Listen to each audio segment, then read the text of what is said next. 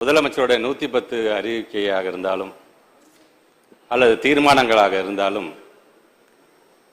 அது ஆற்றுகின்ற உரையாக இருந்தாலும் அதில் எங்கும் கல்வி எதிலும் கல்வி என்கின்ற வார்த்தைகள் தான் அது தொடர்ந்து இருந்து கொண்டிருக்கின்றது. கல்வி மற்றும் சுகாதார மேம்பாட்டு சேவை, அறிவாற்றலை பரவலாக்குவது, சமுதாயத்தில் இருக்கின்ற ஏற்றத்தாழ்வுகளை களைந்து சமுதாய வளர்ச்சிக்கு இது பெரிதும் பயன்படுகின்ற திட்டம் என்று கிராம சபை கிராம சாலைகள் திட்டத்தை பற்றி பேசும்பொழுது அவர் பேசுகிறார்.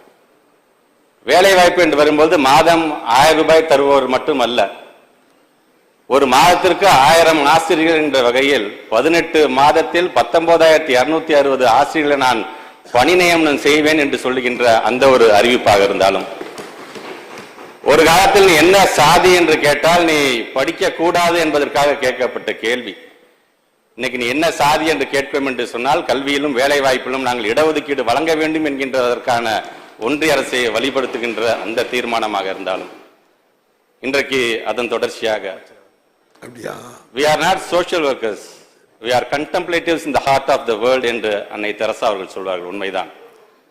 சமுதாய வளர்ச்சி என்று வரும்போது அதை சிந்தித்து செயல்படக்கூடிய ஒரு முதலமைச்சரை நாம் இன்றைக்கு பெற்றிருக்கின்றோம்.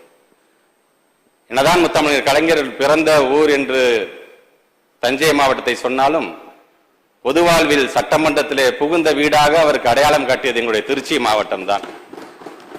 ஆக அந்த விதத்தில் இன்றைக்கு தமிழ்நாட்டு முதலமைச்சருடைய இந்த அறிவிப்பு, டெல்டா மாவட்டத்தில் பூம்புகாரில் ஒரு கலங்கரை விளக்கம் இருக்கின்றது. அங்கே இருக்கின்ற மாலுமிகளுக்கும் இருக்கின்ற கப்பல்கள்லாம் கரை சேர்வதற்கு இன்றைக்கு இவருடைய அறிவிப்பு என்பது கலைஞர் பெயரில் நூலகம் என்கின்ற கலங்கரை விளக்கம்.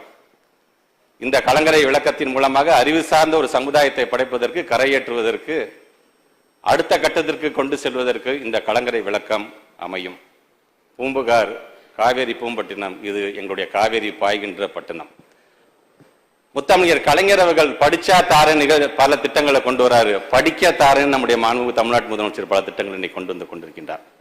ஆக அந்த வகையில் எங்களுடைய திருச்சி மாவட்டத்திற்கு மக்களின் சார்பாக, எங்களுடைய மாவட்டத்துடைய அமைச்சர், நகராட்சி நிர்வாகத்துறை அமைச்சரின் சார்பாக, எங்களுடைய சட்டமன்ற உறுப்பினர்கள் அண்ணன் சவுந்தரபாண்டியன், அண்ணன் காடுவெட்டி தியாகராஜன், பழனியாண்டி, ஸ்டாலின் குமார், இனிகோ ஈதராஜ், அப்துல் சமது, கதிரவன் இவர்கள் சார்பாக, ஏன் ஒட்டுமொத்த டெல்டா மக்களின் சார்பாக எங்களுடைய நன்றிகளை நாங்கள் தெரிவித்துக் கொள்கின்றோம்.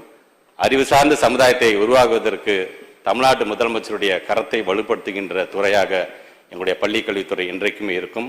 கோவை நூலகத்திற்கும் இந்த நூலகத்திற்கும் நன்றி. இதற்கு உறுதுணையாக இருந்த எங்களுடைய மாண்புமிகு விளையாட்டுத்துறை அமைச்சர், நிதித்துறை அமைச்சர், அனைத்து நிலையிலும் இருக்கின்ற அதிகாரிகளுக்கும் நன்றி தெரிவித்து விடைபெறுகிறேன். பாதகம் செய்பவரை கண்டால் நாம் பயங்கொள்ளலாகாது பாப்பா, மோதி மிதித்து விடு பாப்பா, அவர் முகத்தில் உமிழ்ந்து விடு பாப்பா.